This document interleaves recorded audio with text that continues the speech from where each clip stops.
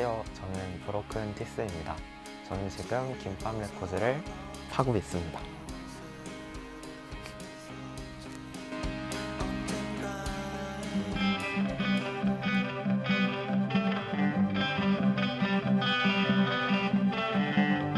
제가 첫 번째로 고른 앨범은 포스트 힙합 록 그룹 불사조의 한국 힙합이라는 앨범입니다. 이게 바이닐 버전이랑 카세트 버전이랑 커버가 달라서 여기에는 안 써있는데, 카세트 버전에는 한국 힙합 대신에 이것이 생음악이다라는 요 로고가 써있는데요. 되게 재밌습니다. 그래서 이 앨범은 되게 한국 힙합이라는 말과 다르게 정말 땡글땡글한 기타 사운드랑 진짜 막 질주하는 그런 비를 속에서 들을 수 있는 앨범이고요.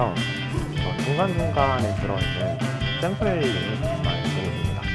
이 불사조의 유명한말이 정말 재밌더라고요.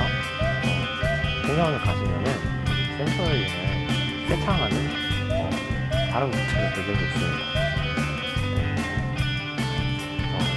오늘 불사조 앨범을 한번 소개를 했는데, 불사조 앨범 중에 이 앨범도 소개를 하고 싶어가지고 제가 갖고 있는 것을 가지고 나왔고요.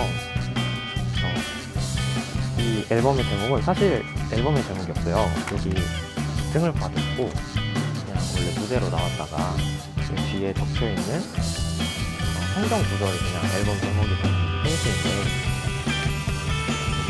만선이라는 사이트에서 구매를 해주시고 한번 구해서 들어보시는 걸 추천합니다.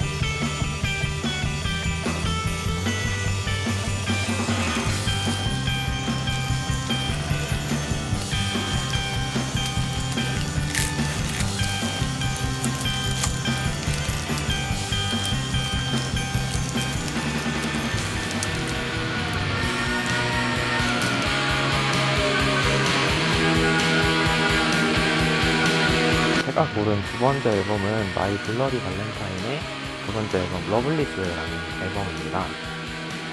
이 앨범 같은 경우에는 몇십 년 동안 발매가 되지 않아서 저희가 되게 어려운 바이닐이었는데 작년에 되게 좋은 기회에 발매가 돼가지고 이렇게 소개를 하게 되었습니다. 슈게이즈 장르의 되게 바이블 같은 앨범이죠. 저도 이 앨범을 되게 좋아해서 손케이스로 만들어서 가지고 다니는데, 여러분들도 진짜 하나씩 꼭 장만해 두셨으면 좋겠습니다. 이 앨범을 들을 때마다 항상 정말 이 앨범을 어떻게 만들었을까 하는 생각을 하게 되는데요.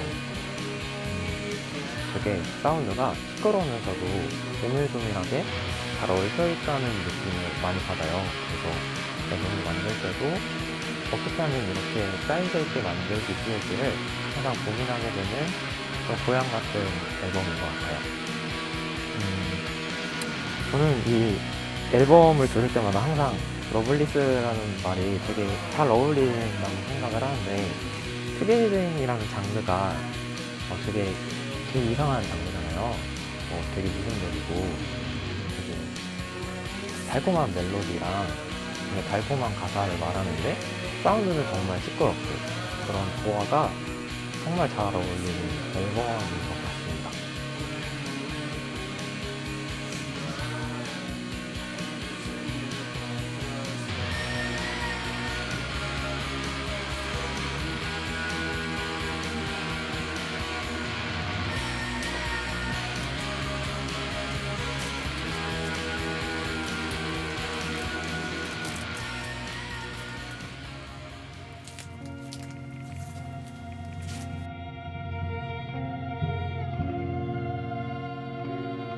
제가 고른 세 번째 앨범은 가스피드유 블랙 엠퍼러의 Lift Your Skinny Fist Like Antennas to Heaven이라는 되게 이름도 긴 앨범입니다. 제가 이 앨범을 처음 들은 게 고등학교 때였는데, 정말 처음 듣고 이 곡의 구성이나 사운드 같은 거에서 정말 충격을 받았던 기억이 나요.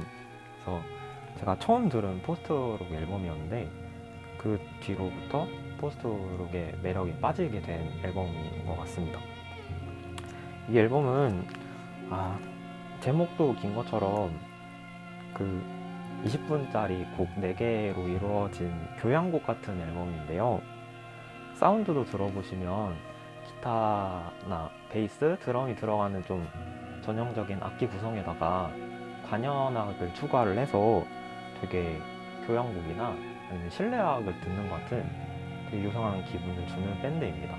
그래서 기타도 우리가 흔하게 생각하는 락에서 쓰는 기타가 아니라 좀 현악기, 다른 현악기처럼 쓴다고 해야 될까요? 그런 게 되게 매력적인 밴드입니다. 그래서 이 밴드가 사용하는 기타 주법 중에 그 막 드라이브 같은 걸로 비비는 게 있는데 이게 되게 소리가 매력적이라서 막 가끔 따라하면서 누르고 있습니다. 이 앨범을 만든 가스피드 블랙 엠퍼러라는 밴드가 아나키스트적인 사상을 공유하는 공동체 같은 건데요. 앨범 제목도 그렇고 이 커버도 그렇고 조금 기도하는 것 같은 되게 모순적인 느낌이 느껴지죠. 저는 이 앨범을 들을 때 되게 많은 위로를 받곤 하는데 80분짜리 앨범인데 80분의 어떤 소용돌이치는 음악들이나 아니면은 되게 난해한 노이즈 같은 부분들을 지나고 나면은 마지막 부분에 되게 아련하고 장송곡 같은 멜로디가 들려오거든요. 근데 그 부분이 되게 위안이 많이 되는 부분인 것 같습니다. 제가 이 앨범 이름이 왜 너의 가녀린 손을 들어 올려라 인지 생각을 많이 해봤는데 어떤 저희 살고 있는 세상이 되게 각박하고 힘들고 그렇잖아요. 그래서 이 가녀린 손을 들어 올릴 수밖에 없는 현실이지만 그래도 그런 위안을 주고 싶어하는 앨범인 것 같습니다.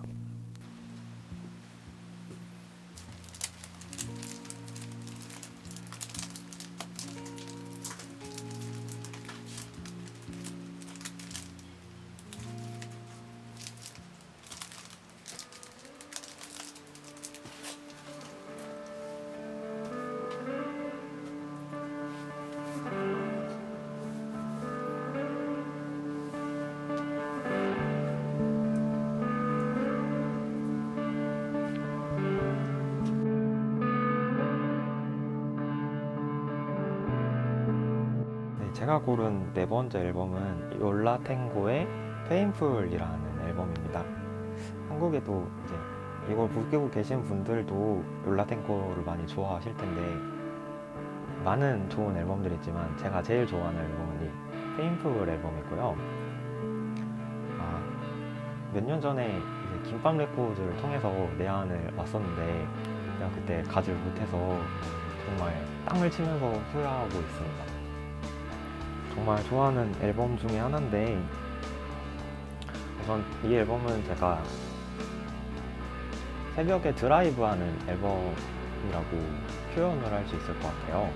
뭔가 고요하면서도 속도감이 느껴지는 아니면 속도감이나 뭔가 난폭함 이런 게 느껴지는 앨범이라고 할 수 있을 것 같습니다. 아까 제가 새벽에 드라이브를 하는 것 같다고 얘기를 한 것처럼 뭔가 건반이나 아니면 이렇게 막 갈기는 기타 그리고 피드백 노이즈 같은 게 정말 잘 어울리는 앨범이라고 할 수 있습니다. 사운드는 푸른 안개를 걷는 것처럼 되게 어둡고 뿌연데 또 따뜻해서 되게 참 신기한 앨범입니다. 제가 좋아하는 노래는 맨 마지막 I Heard You Again이라는 노래인데 가사는 없고 연주곡이에요.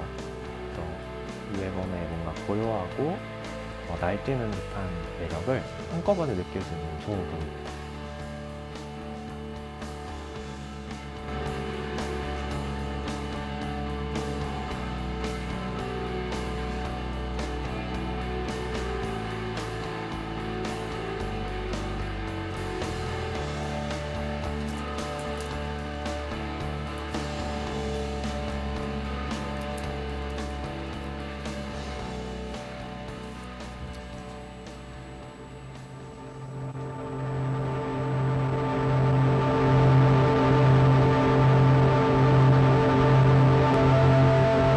제가 소개할 마지막 앨범은 더스터의 스트라토스피어라는 앨범입니다. 이 앨범 제목이 성층권인데 진짜 우주를 좀 유영하는 것처럼 그런 느낌을 느껴볼 수 있는 앨범입니다. 이 앨범이 전체적으로 좀 나른하고 뭔가 조용하고 따뜻한 앨범인데 이 앨범을 만들기 위해서 제가 듣기로는 확실하지 않지만 그 테이프 머신 되게 오래된 거를 사서 작업을 했다고 하더라고요. 그래서 되게 왜곡이 많고 또 중간중간에 막 끊기는 부분이 있는데 그런 부분이 더 이 음반의 매력을 살려주는 것 같아요. 제가 정말 좋아하는 밴드인데 이 앨범의 모든 것을 훔치고 싶은 그런 앨범입니다. 뭐 기타 치는 스타일이나 보컬 스타일이나 가사 같은 게 정말 너무 멋있어서 닮고 싶은 밴드입니다.